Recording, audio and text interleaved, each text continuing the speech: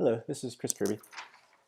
I just wanted to discuss the project number one, which describes develop an application that removes dimes from images like the one attached. And so you guys had sent me this image called coins.jpg, and it looks like that. And the goal was to remove the dimes, to identify the dimes. Basically, it said could use any language I wanted for the first one or library. So I went ahead and I poked around on the internet and I found a couple. I found ImageJ, which I thought was kind of cool, and then I found OpenCV. I couldn't quite get OpenCV to work in the time that I had. Most of the documentation was for like Windows users, and then when I installed it for Mac, it was missing some of the libraries I needed. So in the time that I had, I didn't quite get to implement everything. But what I'm going to do is talk about what I did do so far, and then the plan to actually finish it. Um, so basically, what I have right now is I wrote this code in Java, and basically what it does is when I run it, so far it will create this image called new.jpg, and it will have found the edges in the image using this ImageJ library. So what I did was I opened up my Java project and I downloaded the ImageJ jar file, and I went ahead and I added it to Eclipse in my Java build path, and so I had also added OpenCV, but I couldn't quite get that one working. It was missing some libraries that it needed when I tried to compile it, which is unfortunate because it actually had a lot of great tools in it, like finding the edges and then actually finding the actual centroids of each object. And so basically, what I was planning on doing was finding the edges and then using the methods in OpenCV to find the contours, and then from there, there's another method in there for like centroids where you could get the actual centroid of each object, so you could have like the center for each circle. And then what I was going to do is just kind of like walk out a loop from the center of each coin. And as soon as I ran out of edge pixels and I ran into the black pixels again, I was going to just call that the radius, and then from there I was going to make a little bounding box. I'm sorry, let me pull up the image real quick. If I run this, what it's going to do is it'll create this image called new.jpg, and it looks like this. So what it does is it's basically like found edges. So everything that's in white is considered to be an edge pixel. So what I was going to do is let me see if I can blow that up a bit. Use that OpenCV method to find the centroid, and then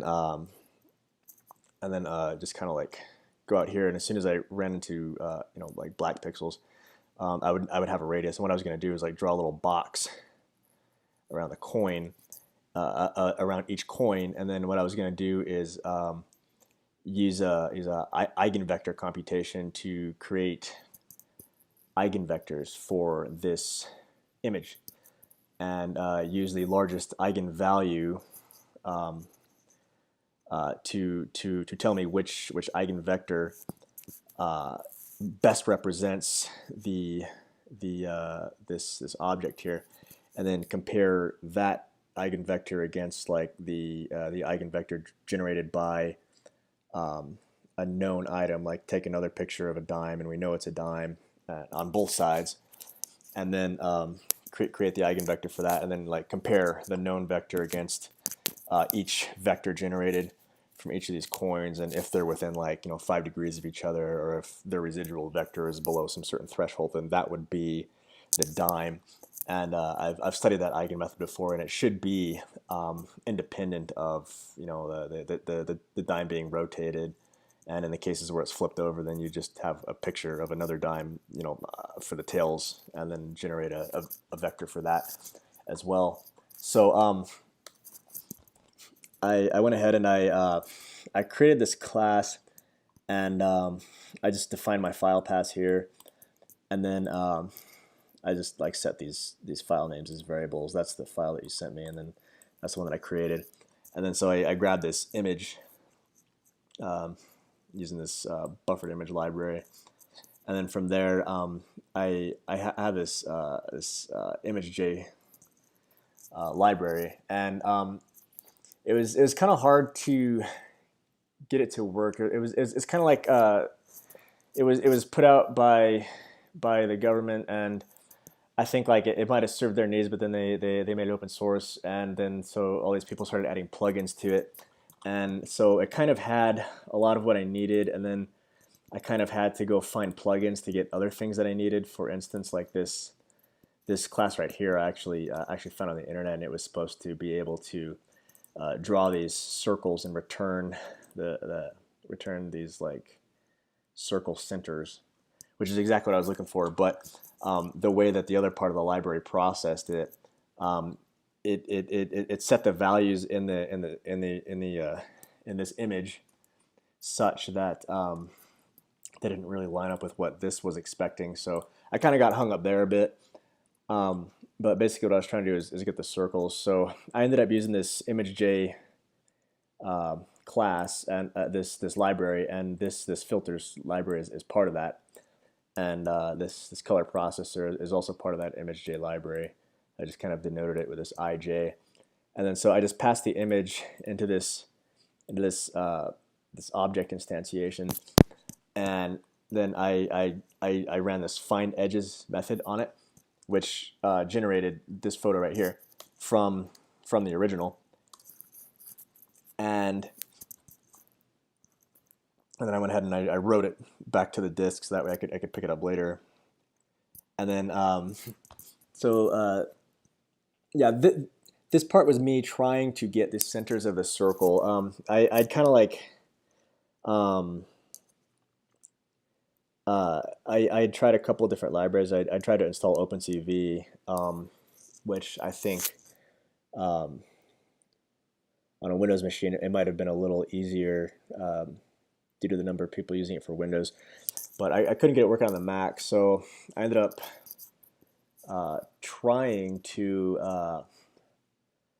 I had written this class to like find the edges, and basically what I was gonna do is just kind of like sample through here, and when I found these kind of edge pixels are just white, I was going to kind of just crawl them basically around the edges and just kind of, you know, check each pixel value, and if I found an edge pixel, I was going to you know, just kind of like crawl this path here, and that's what I had started to write, and I realized I didn't have enough time to finish that in the time that I had, and I had a couple other things going on today.